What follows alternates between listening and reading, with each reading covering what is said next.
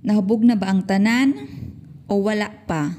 Kay magtagay ta karon. Saktuha jud ni karon sa mga gipang uhaw o gimingaw nagbahalina. Dili kalimtan ang pitcher na atay grape juice o kanisiya dili ni siya coke. Dili pud ni siya gasolina guys. Kanisiya is bahalina ni siya dito sa Leyte. Mo ni amo ang inumonon kung pitcher day pampalasa og enhance sa iyahang kalami kanang ice. So ing ani katinaw ang bahalina sa amoa guys. 4 months na siya nga na-stock. Pero once kasi ang inyong tuba is aslum, bisan pa nagmo 1 year nang stock aslum jud na kaayo, mahimo na jud nag suka. Kaningan nga bahalina is gikan ni sa ako ang Uncle Insyong sa Pitilya. Shout out day ko sa taga Barangay Pitilya o Barangay San Diego. Aw saktuha jud ni kong picture di ato sa amoa guys. Sus, kamingaw na lang. Ara ang specialty pampalasa grape juice.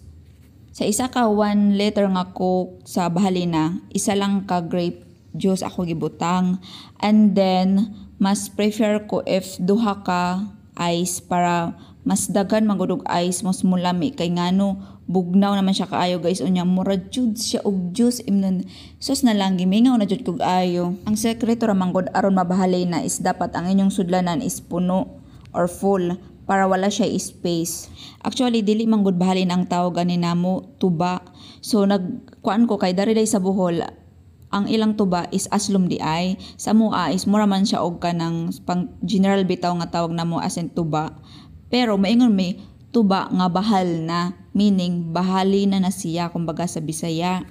Once kasi ang ingani pag mo inom mi tapos aslum na bitaw, dili jud mi ana mo inom na kay ngano na hapdos na sa kuto-kuto mao jud nay makahapdos guys. To ninyo walay juice, nya pure lang siya nga bahalina.